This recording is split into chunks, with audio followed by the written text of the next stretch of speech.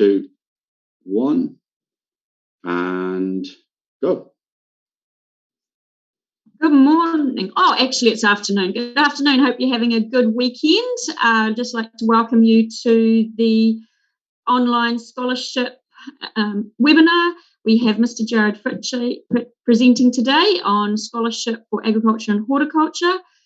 So if you have any questions on that, please just put them in the chat and we'll endeavour to get them answered. So some of them we might be able to answer right at this time.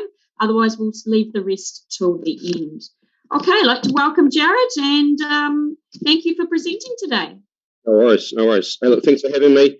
Look, I don't think I can teach everybody the Ag Hort Scholar answers starting from today. So hopefully you've already been in a class with a teacher for the year, hearing about lots of things that's going on in agriculture around New Zealand and around the world, and you've been sort of taking all that information on board. So what you're doing now is you're just collating all the stuff you've been listening to all year and starting to put it on paper for your scholarship response. One of the things I talk about with my fellas, and I teach at a boys' school, is that the level 1, level 2, and level 3, to quite a degree, is about just writing the right answer in a box. Where the scholarship paper, it's not writing a right answer in a box, and it's not getting the answer right. It's just having a discussion with the marker. So I try and get them, as best they can, to be able to have a conversation. So this is obviously a 3-hour exam, so you're essentially having a conversation for 3 hours about 3 questions. So hopefully you've got enough information from your learning during the year that you can have that conversation. I'm also mindful, this is just some background ideas, I'm also mindful that my lads have often strong opinions on various things, and it's not a chance to walk into the exam and yell at the examiner or yell at the marker and tell them what the answer is or tell them a really strong viewpoint.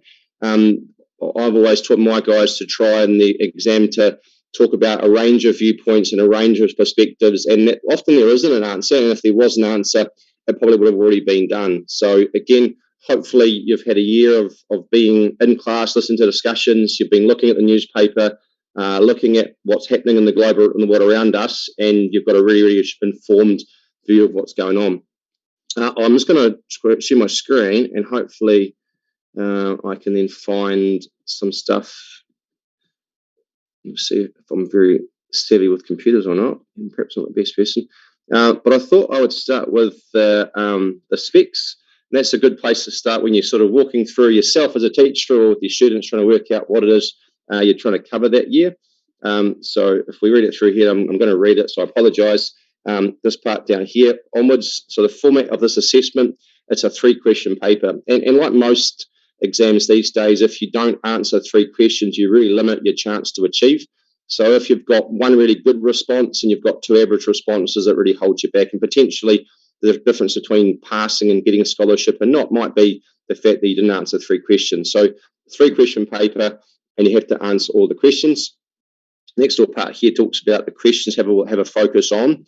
So export-orientated primary production systems. So hopefully during the year you've been going on visits for your level 3 course, and you've been visiting a dairy farm, or you've been visiting an apple orchard, or you've been talking about sheep and beef that your school may have. And if you don't have those visits, then you still could have been, again, following all the media information around, whether it's live export bans on boats, or whether it's apples not getting picked in the Hawke's Bay because of workers and things. So making sure that you really have been looking at some specific primary production systems. And if you can't in the exam or the assessment or the paper talk about a couple of primary production systems, then you're not going to be able to achieve. So hopefully you've learned about a couple during the year, and if not, when you are drafting your responses out, you are writing down how a couple of primary production systems have been affected by, and later on we'll get to the contemporary issues. The next point was the issues, perspectives, and conflicts that occur in attempting to achieve sustainable production. And that's that thing I was kind of touching on before, issues, perspectives, and conflicts. There's lots and lots of different viewpoints on things. So you've got a central government who's certainly got some ideas around what they would like to do, if that's increasing productivity to increase exports. You've got global organisations who who work on behalf of their growers, you've got farmers, you've got the urban folk. So there's always lots of different viewpoints that exist, and making sure wherever we can, we don't just talk about farming from a farmer's point of view, or recognising the role it plays. I mean, all of the small communities in New Zealand, we were talking about Horticultural, or we're talking about Timaru or Ashburton, they all exist on the back of primary production. So we'll talk about from a rural community's point of view. So all those different facets. And again, the kids who do well in the exam that I've sort of seen of mine kids are the ones who have been able to cover it from a range of viewpoints. That's the issues, perspectives, and conflicts. The next part here is sustainable production systems. And that's one of the words that's also in the standard as well, is making sure it's sustainable. So, is our, at the moment, apple production sustainable if we haven't got workers, or is our production system sustainable if we're going to have more dry weather due to droughts, due to climate change? Are we going to be able to get fruit off the trees without workers? I'm not sure if I've read that already. Shipping costs, if the container costs have almost trebled in costs, is that going to be an issue? So, is apple production sustainable? Is dairy farming sustainable? And if we look at that dovetails back into the level 3 course, we talk about sustainability from a social, economic, and environmental point of view. And then the third point here is the contemporary issues that have an impact on the primary production, on the production part of the primary production system. So that's how the contemporary issues are going to affect our primary production system we learned about. And if we buzz down to here, we get to our contemporary issues. But I'll just read a little special note here. Candidates were required to have detailed understanding of 2 primary production systems. And again, like I said, hopefully you've been on some field trips, or hopefully you've been following a couple of systems. If you come from a farm, then you've probably got a pretty good idea about one system at least, but hopefully learn about a couple. And then these are the 2 for this year. So again, if you're looking at what was in last year's exam paper, 2020 or 2019, 2018, the contemporary issues change each year. And I've certainly had some lads who have tried to sort of burgle a few ideas from previous papers, but these change each year. And the cool thing about them changing, which makes it really, really hard to teach a course to students and have prepared slides or have things as a teacher, is that these just pop up each year based on what the examiner believes are topical. So, and these are 2 pretty cool ones, I reckon. So these are the 2 things that with my guys during the year we've tried to talk about, and one of them is the resilience of primary production systems around disruptive events, which is quite a lot of stuff in that. So the resilience, so I guess whether your business can sustain or carry on to the future of primary production systems. So again, how a couple of primary production systems are resilient around disruptive events. And again, I mean, disruptive events is pretty open as well. So I mean, with my guys, we've been talking a lot around COVID, and as I say, shipping, the government not allowing REC workers, which is the recognised seasonal employers, which is the fellas that come from Vanuatu and pick apples in the Hawke's Bay here. So a couple. We've obviously got Donald Trump in power for a while in America, and now it's gone to Biden. And for a while there were some issues with the World Trade Organization, or there were some issues around NATO, and whether there was less sort of global collaboration or cooperation existing. So there's lots and lots of cool things, and whenever there was something in the media, you try and pull it out and have a chat about how it perhaps might affect New Zealand producers. And then the second of the contemporary issues is the strategic position of water in New Zealand, which again I think is pretty cool, because we have in the past talked around water and where it might get used, or talked about water quality, but the strategic position of water in New Zealand is a different idea. So again, not a chance to cruise over and find some past schedules and burgle some ideas out, but hopefully looking at it from a point of view as, is our water allocation, best in New Zealand, or do we have good water management, or, are we using our water efficiently or effectively? Could we use more water? All those different things. So again, a chance during the year, hopefully, to hear about all of the water things. There's certainly a place to talk about water degradation or water quality issues from primary production, but also, water quality issues from a growing population of people in New Zealand, with all the people who live in urban areas and their water quality things. But again, making sure we don't lose the focus, which is talking about it from a primary production point of view. So I think that's a good place to start, to sort of go, what do they want? And if we keep looking back to these the 3 questions and their focus, it might give us a bit of a clue about how these might fit in as well. And when later on I get to perhaps looking at last year's paper, we can see how they've covered these couple of contemporary issues with these questions here in mind.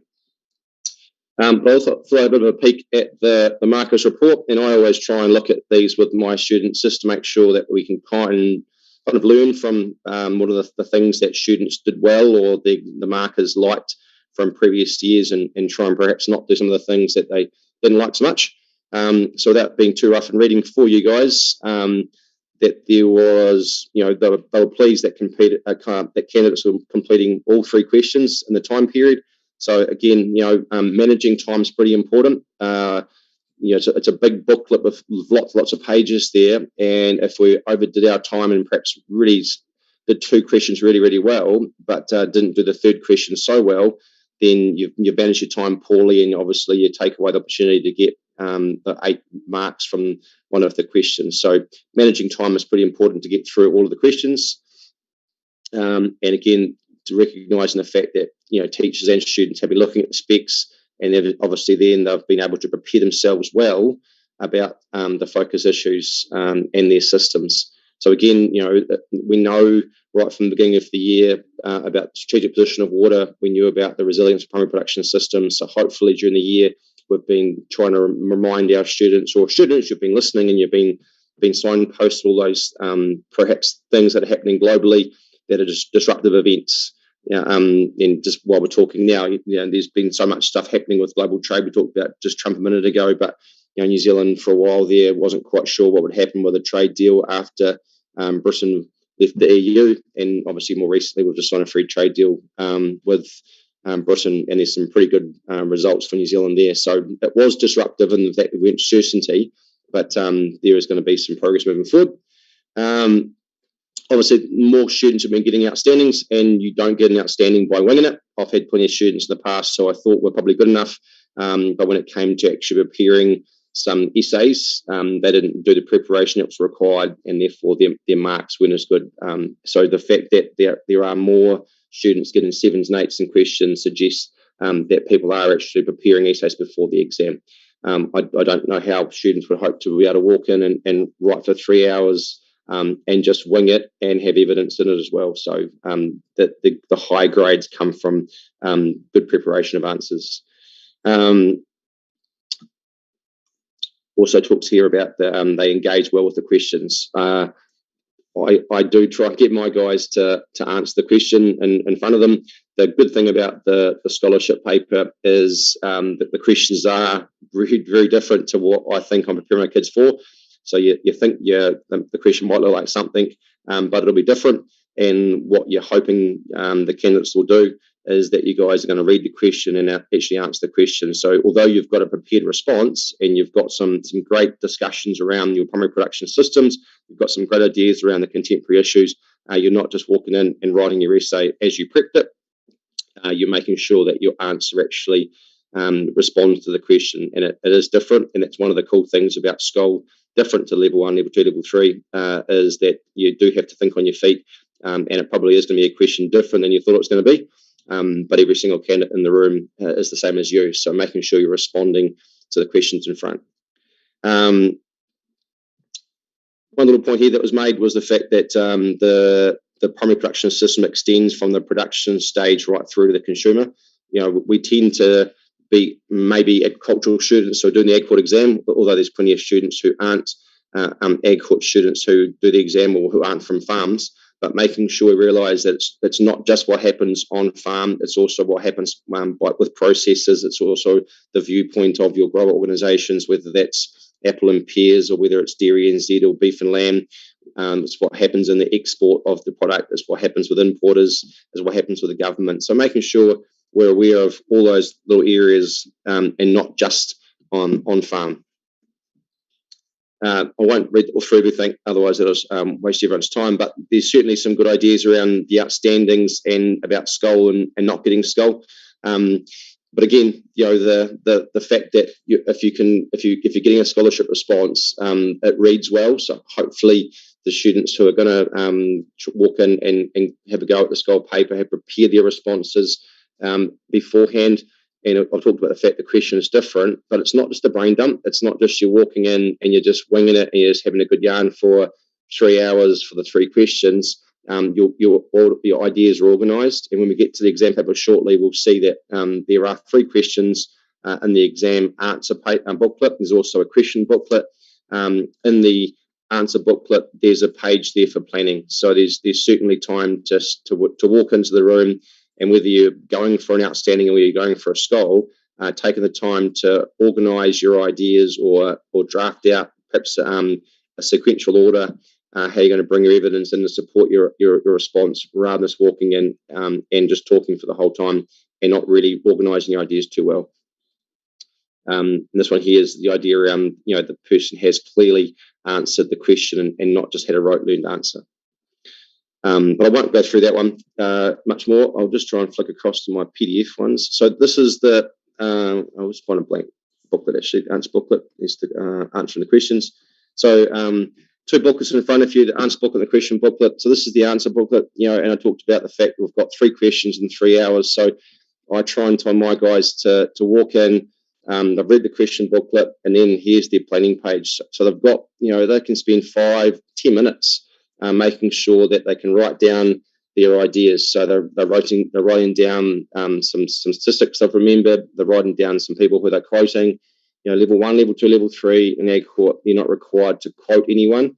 But I don't think in a skull paper it's okay to just write some ideas down, some numbers down, and not see where it come from. So Stats New Zealand's told you something, or Dairy NZ's got some numbers there, or you were talking to this person on a field trip somewhere.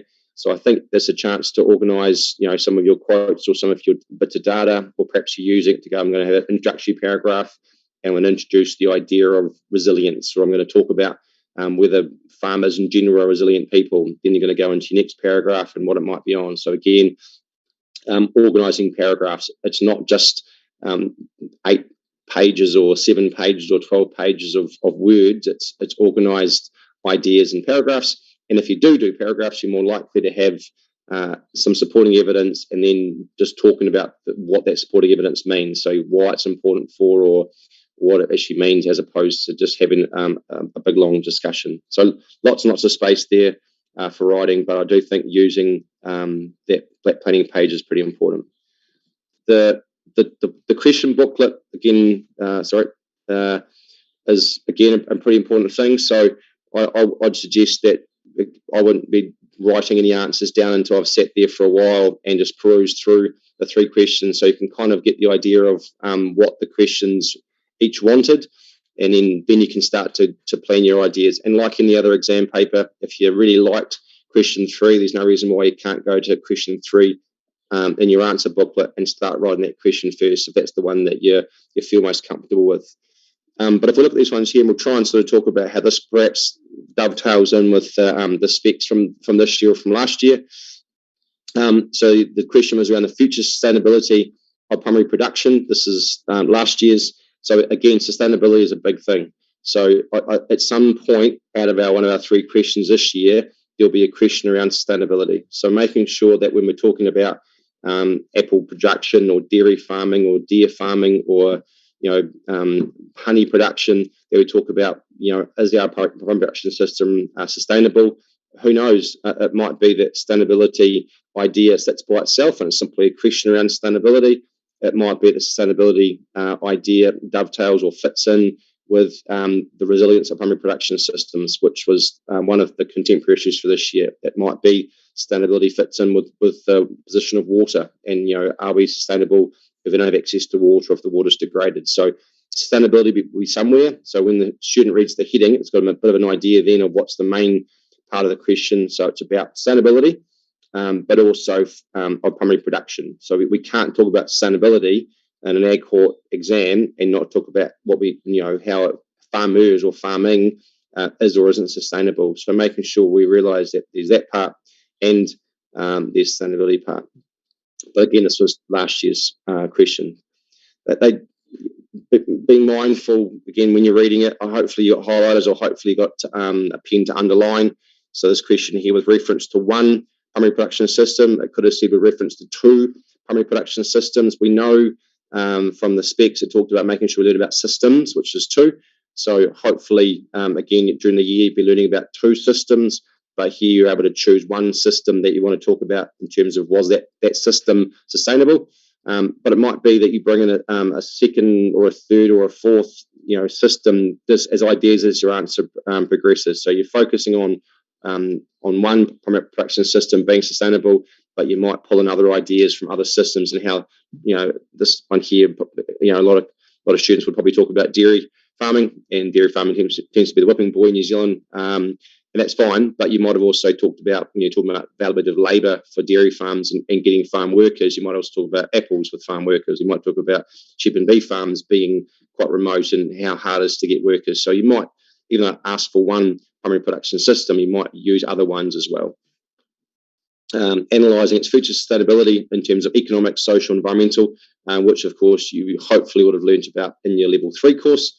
And you will be using ideas that you did learn about in your level 3 course. So it used to be that the scholarship paper was very much different for the level 3s, but there's a lot more crossover now with the level 3 course. So the idea of sustainability, and you would have learnt in the 91532 about whether your production system was economically sustainable, social, and environmentally, and others even chuck in a 4th or a 5th one as well. So reading the questions in that booklet, and like I said to my guys, you can be certain that there'll be some surprises when you walk into the exam and open the booklet up. That's the cool thing, because you'll then be able to move your planned essay around and hopefully slip it in to answer the question. So last year, one of the contemporary issues was around global trade.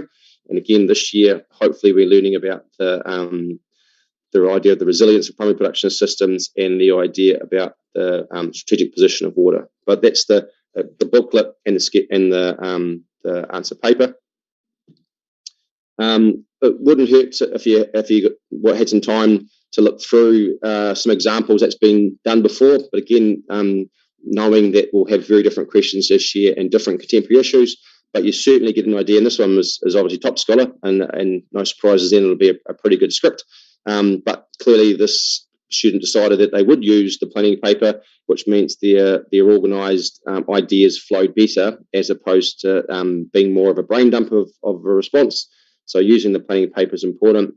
And pretty quickly when you start to read, you'll see that throughout the response, lots and lots of supporting evidence. So again, you can read it yourselves, but it wasn't just a discussion. It was supporting evidence saying, in this case here, how much dairy farming is worth to the country, and talked about, this was the sustainability question, about whether it was socially acceptable, and the pollution to the environment, and sort of the pushback from fishing game or from the rural folk, or perhaps even when it comes to politics and the support of dairy farming. So a really, really good response. The kid clearly had organised it and practiced it lots of times, I would only imagine, but they did manage to walk in and then adjust it to answer the question, which I think was really good.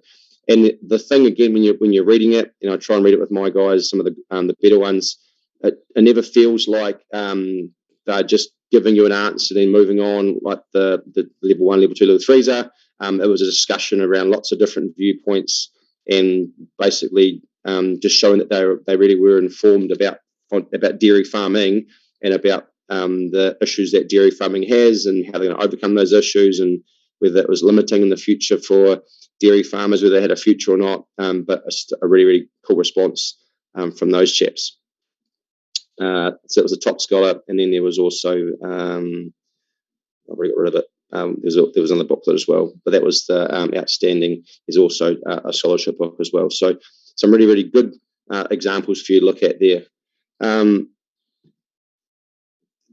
No harm looking, if you wanted to, at the kind of bits and pieces they were looking for the various grades. So from below Skull to outstanding, and perhaps it might give you a bit of a clue that they're looking for. The perception and insight. So not just stating things superficially, then moving on like you perhaps would. So rather than saying that we can't, I don't know, for water. So this year we know that there's issues with water quality in New Zealand, but I don't think farmers would be able to be less intensive in their farm and still be profitable. So it's not simply good enough for a student to say, look, we need to put, we need to stop dairy farming, or we need to put less fertilizer on or less water on. They might need to be able to then go on and say, but if we do, it means we're going to be less intensive, and less intensive, that means that perhaps we're going to have to let off one of those workers now, so therefore we've got more unemployment. Or if you're looking at an area like Ashburton or an area like Timaru, I don't live that far down, but certainly that the little town exists, or a city exists, because of farming. So there's massive implications on all those people if there's less intensive production.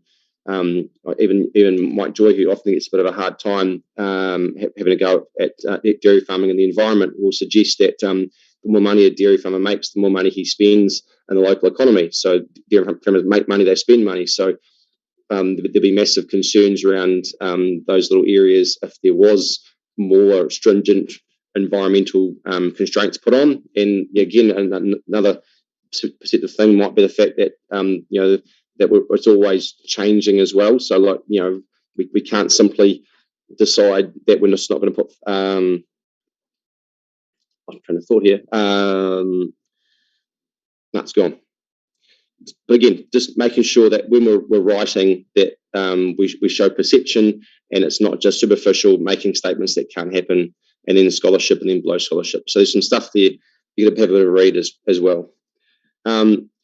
But if I get on to perhaps this year's one, and I'm not sure I'm going to leave my screen in front of me while I'm talking about this year's, that can sit there if you like, is what I might be looking at for this year. So if we were looking as a class and having a bit of a yarn about what are some of this year's contemporary issues, and we talked obviously about the main two that we're focused on this year is the idea around resilience and disruptive events.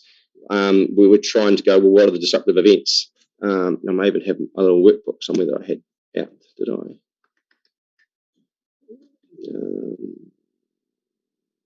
Workbook I had. Workbook. No.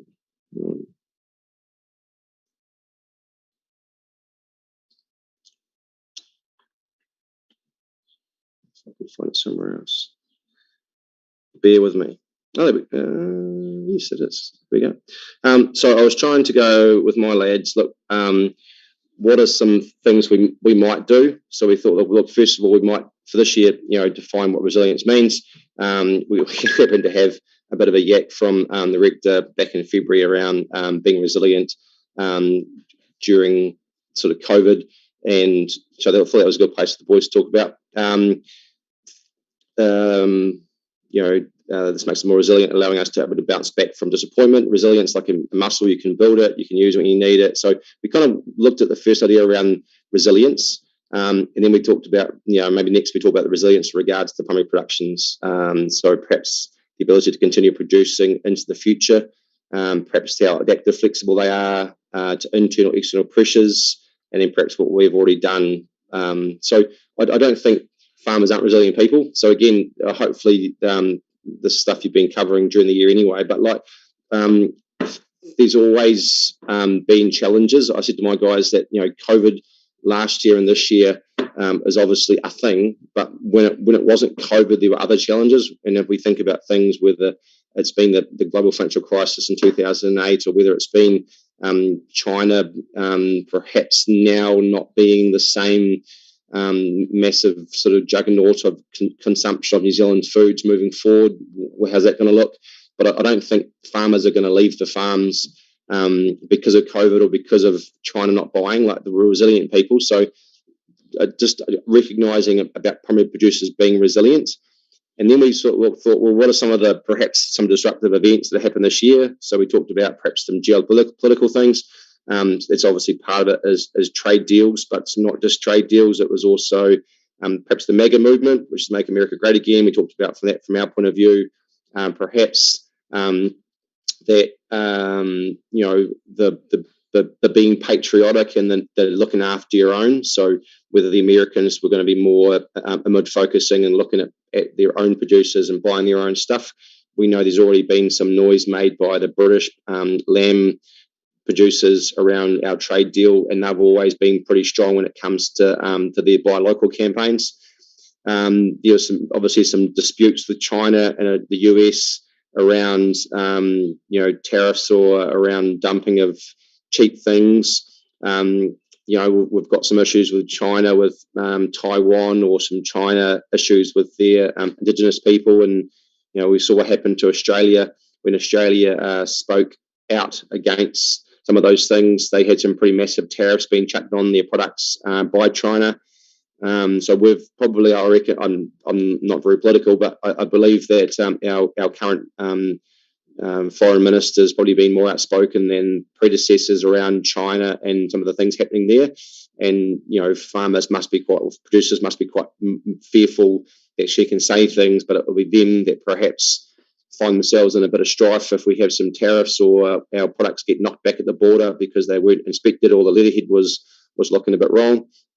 So I think there's massive issues there around, we want China, but we also want to be buddies with the US and Australia and others. But if they're speaking out against China and we're not, then we're kind of being forced to take a side. But again, that's no good by itself. We've got to be able to say, well, but how's this going to affect our producers? So perhaps we've been over-reliant on China, and perhaps we need to make sure we have a diversified markets where we sell our products to. Obviously, Brexit was a thing, but as I say, we've now signed a new deal with Britain. So what does that mean for our producers now? Is that going to mean some better prices or some more stable prices for our sheep producers moving forward? That was the idea, just generally around protectionism, around looking after our own. I mean, New Zealand is, I think, a unique country in the fact that we need trade. I think most other countries, trade's nice to have, but they've got massive populations as well. I'm sure you guys have all talked or heard about the fact that we've got a population of 5.5 million and we produce enough food for 40 million. So therefore we must trade. So we can't have other countries protecting their producers or closing their doors. So I reckon there's a good lot of stuff on the geopolitical environment as a potential conversation point around our resilience to events that are happening. Pandemics, I don't think necessarily COVID by itself as a pandemic has massive implications for farmers, but what's happened because of it. So again, I'm not an expert, I don't travel very far, even if I normally would, I can't now anyway, but from what I'm reading, there's massive issues around shipping, there's massive issues around containers ending up in the wrong parts of the world, there's massive increases in shipping costs. So therefore, those are issues that have come about due to the pandemic. So I'd try and get my guys to hopefully talk about that. New Zealand's been pretty good. I think we've managed to get lots of boats still to come here, and they've been booked well in advance. And I think they've also been aware of the shipping container issue. Therefore, they've got a lot of containers at Hawke's Bay here. They have a massive area of containers where they stockpile them to make sure they've got them when the apples are being picked.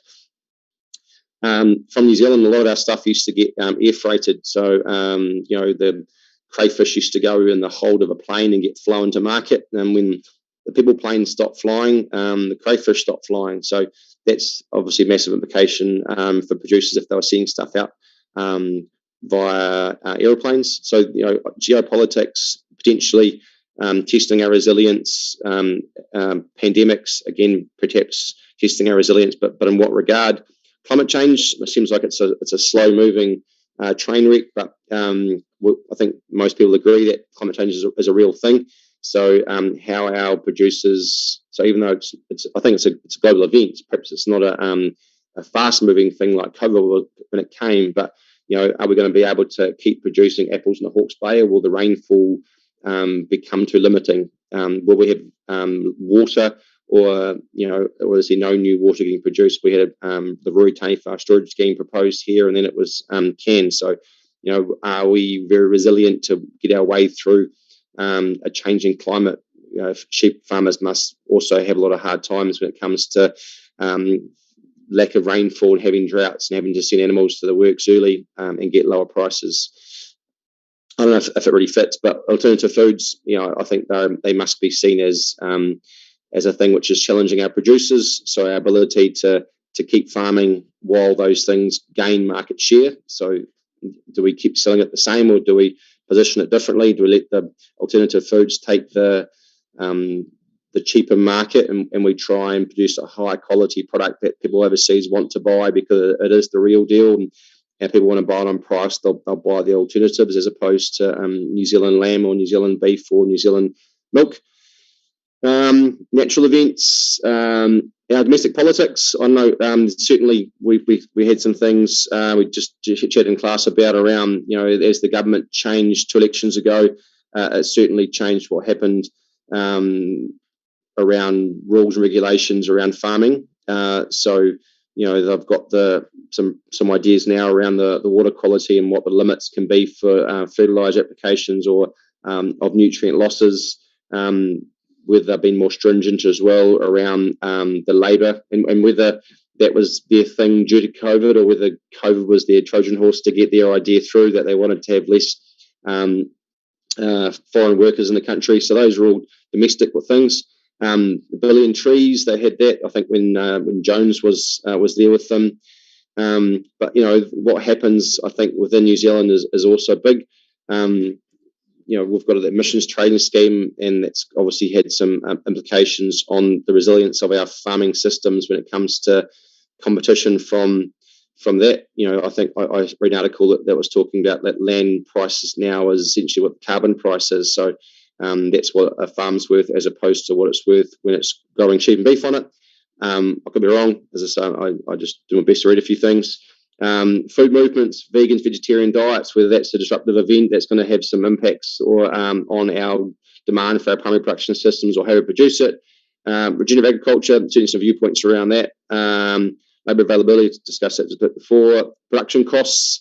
Certainly, I was filling my car up last week, and it cost $128 to put some petrol into it. Never cost much before.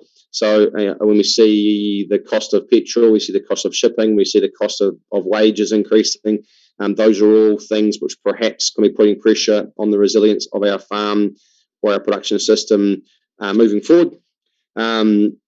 Some, emissions trading scheme, that's the carbon credits and stuff. There's certainly been some movement around what the carbon credit price has been. And a couple of people have said a few things, and I just was down to some ideas that I had around water, and again, just some thoughts that we had as a class when we were walking through it. I think it's interesting, the idea of the strategic position of water, because we have probably focused a lot on water quality or perhaps views around water, but not necessarily strategic. I've got no idea whether we got it right or not, but we probably talked a little bit more about the fact that we don't have much water storage. So therefore our planning's been pretty poor when it comes to storing more water to be able to increase our production. We also talked as a class, or with the boys who are looking to do SCOL, around the fact that it's been some of the ideas around the water quality has been sort of controlled a little more by the government now than it had been previous. We talked a little bit about the idea that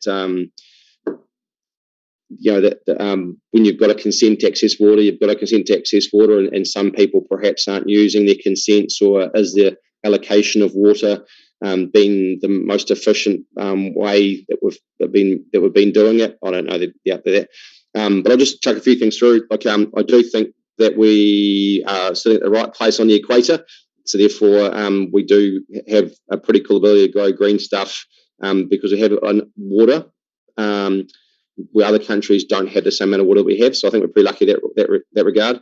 We talked about, again, politics, and not from a political point of view of right and wrong, but just from the point of view of perhaps how different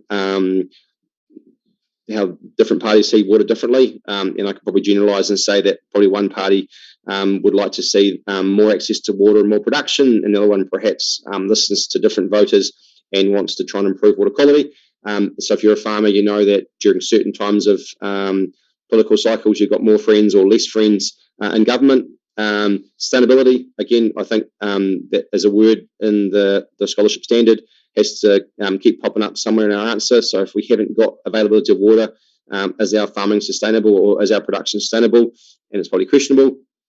I do think that if we have more water, that is the key to unlocking our productivity, our quality of life for the regions, and the country economic prosperity.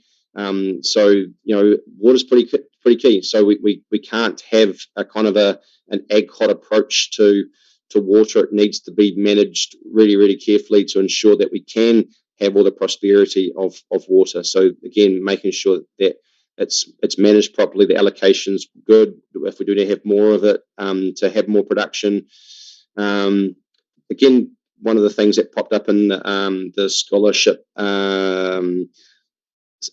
the mark schedule there was the idea around different perspectives on it. So I try and get my boys as much as we can to recognise that they've got a view based on their background, but recognising perhaps there's other views that are different. I've read some pretty cool things about some of iwi or some perhaps different views around water than sort of the Western way does, and it was certainly cool to hear different viewpoints. So again, hopefully it comes through in our answers that we understand that different groups have different views on water, and it's not just all how we want to see it, and it's important to understand their viewpoint. Resource consent system, and with the government's going through a change for the RMA, but the RMA has been pretty important to supposedly manage or safeguard the water, so that'll be a thing moving forward. Surely it won't get any less restringent. Surely there'll just be more rules around ensuring the water quality is looked after moving forward. We talked about whether our ideas, our decisions are science data driven. This is completely random, but there's obviously the cancellation of live exports of animals, and I don't think that was necessarily a science or data driven decision. It was more of a political ideology as opposed to evidence driven, because the stuff I was reading certainly didn't suggest that many animals were dying on boats going overseas. Environmental quality, we need to make sure that I think we do have a really, really good story around our water quality, because we trade on our story. And we talked about, water as a free resource. So therefore, it's not surprising that we do use it. It's probably sometimes excessively. There was some, if you followed the water conservation orders again, there's been some of those been applied for various rivers around New Zealand. One was an Aroa River here, I think from memory. They were looking to reduce the water take by 93% or something or other. And that was Jet Boat Association, maybe Fish and Game, maybe Forest and Bird. But massive implications that would have on the Hawke's Bay in terms of employment, in terms of productivity, in terms of land value, in terms of what we can grow here. So again, strategic position of water. Water is pretty important for Hawke's Bay. When we can't put water on the little trees, they all start falling over. Climate change. So again, we're not just dealing with a static thing. I think the rainfall and the water availability and the water demands will change the quantity and quality of water. What's kind of put you guys through before I talk too long. Treaty of Waitangi, I do think there's a thing there around our perhaps the way it's managed in the future. It won't be managed by the government having sort of their national policy statements around water. It'll be a joint ownership or joint management with perhaps married people at the table having these conversations. Water allocation, we talked about perhaps has it been the best way in the Hawke's Bay here, the way we've allocated water in the past in terms of production in the Hawke's Bay. International pressures, social license to farm. I do think people in town like the benefits of all of the export receipts that we earn, but sometimes put a bit of pressure on the rural folk. I do think we've got a bit of a problem. I'm not sure if I'm right by saying that I think 97% of the water that falls from the sky ends up out in the sea, so it flows to the ocean. Unfortunately, when we want water for irrigation, especially in the Hawke's Bay here, and probably the same if you're in other parts of the country, when you want to take water out for irrigation from rivers and streams, is usually also when the rivers and streams are naturally low, and there may be times when the water take has been turned off. So I don't think we've necessarily managed our water very well in that regard. We don't store enough, and again, I said before, we had the routine for our storage scheme proposed here for the Hawke's Bay, and it fell over, and that would have gave us massive amounts of new water, which could have been used for primary production. But of course, these issues with what may have happened if we had more water for irrigation, if there was more land use change to unsuitable systems that perhaps put more pressure on the water when it comes to the quality. I do think there's the science suggests that there's lag phases from decisions made and around improvements of water quality and other things. We talked about water storage there. So we incentivise or legislate around managing the water, but a whole lot of interesting things. I don't know if I've answered many people's ideas or questions, but again, we just tried to go through and go, what could we cover? And I think if you're a real scholarship candidate, you'll write for the whole 3 hours, and there's a whole lot of really, really cool things that you had planned in your essays that you wanted to write down. Somebody didn't have time to write down because the time cut off, and there's so many different perspectives and different problems around water allocation and water management, and who perhaps gets voted onto the regional council, and then what their vested interests are. So there's so many things I think you could discuss, but again, making sure we don't just discuss the contemporary issues by themselves, but how they affect primary production systems, as we kind of looked at earlier on with the specs. So I might stop sharing my screen, and then I might be able to just perhaps see if there were any questions from anyone, Kerry, that I could perhaps answer, or whether you think I've missed anything that I could perhaps say more about.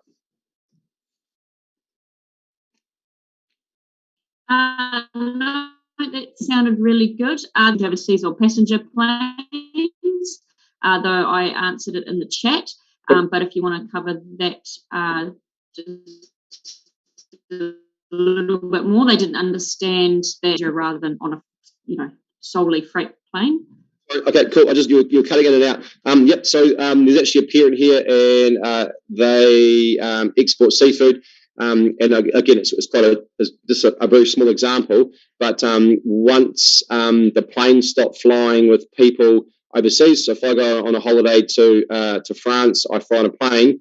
But what makes my seat so cheap to fly to France? If you think it's dear, it's not. It's quite cheap. It's because the plane often has other goods that are being transported in it. So crayfish was a product which I believe travels mostly in the planes overseas, where when it comes to our chilled products that can happily, like fruit, sit in a boat for 6 weeks going overseas, as long as they're chilled, they're okay. So I think some of the production systems perhaps are far more at risk when the planes couldn't fly, where, as I say, I know that with apples, as long as they got the boats still booked and as long as they got enough containers stockpiled, they could get the apples overseas, no trouble. But I believe there was a massive amount of crayfish that were not sure if they were dumped back in the ocean and consumed away for another day, but they couldn't export them because when the plane stopped flying with me going with the wife to France, then the crayfish couldn't come with me. But that was a small example, though, but I wasn't very clear. Another question has come through about citing information, so where you've got it from, so your bibliography type thing. Yeah, and I mean, if you look through some of the past papers, some students do certainly do the little citation with a number in the bottom of the page. They'll write down where it came from. Others might just put down the source of it as they were writing. I'm not sure if there's an absolutely correct answer for it, but with the level 3, generally speaking, there has never been a requirement to cite. But I certainly think if you remember who said something as a person, so again, I don't mind the guy. If Mike Joyce made a statement and stated something, then you can obviously quote that he said it. If it was from a publication, it'd be really cool if you knew what publication it came from, as opposed to just Ministry for the Environment. Perhaps if Ministry for the Environment did Freshwater Report 2016, then perhaps you might write that down, just so again it's credible. But on the numbers, I mean, I sometimes with my guys, I reckon it can be a distraction. So make sure if you are writing down some numbers as evidence to support your ideas, that it actually fits there. Some of my guys get a little excited and they write a few numbers down and they think it's really, really good. You look at it and you go, but it was disjointed. So make sure that if you are using numbers and you are citing things to support your essays, make sure it actually adds to the essay, as opposed to it was just some busy numbers that were put there, which takes a lot of your memory to remember them and perhaps doesn't actually carry a lot of weight. So either bottom of the page and have a little number, say number 1, and down here it is, number 2, and then number 2 down here, there it is, or even beside it. and just brackets. So you can, you've sort of said that this is where it came from, and with brackets.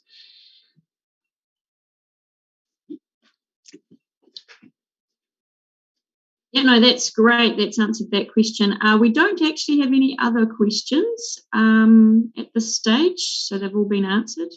Very good. Well, there's a good chance that a lot of other people have different products or some different ideas, and I think the really, really cool thing about the scholarship paper is you can literally talk about a product which interests you, and other students will choose different products that interest them, and also the way you want to approach the whole resilience completely different as well. So there isn't a right and a wrong answer. Of course, there is a superficial, lacking supporting ideas answer, or there is one that does make sense. But I'm sure that the students here will have different things than what I covered, and I'm sure they'll sound amazing as long as they can back it up and support it as in their answering the question.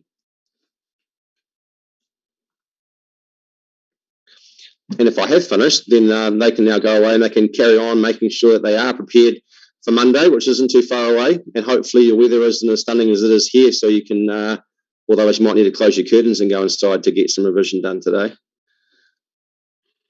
Yes, it's a bit like that here too. So not encouraging to study, but that's been fantastic, Jared. Excellent. Even for myself who teach school, it was nice to be able to confirm some of the things that I've been teaching and I've taught my students, but also gave me some other ideas that I thought, that would have been good. I could have done that with them as well. But yeah, that has been fantastic. It's a crash course in school, and if they do everything that you state, I'm sure there's going to be some great scholarships coming their way. So thank you very much for your midday Saturday and your weekend. Much appreciated, I'm sure, by all the students. You got some thumbs up, so that's awesome. And for all the others that will look out later in the season. So yeah, great. Thank you very much. Cool. Thank you. Enjoy your weekend.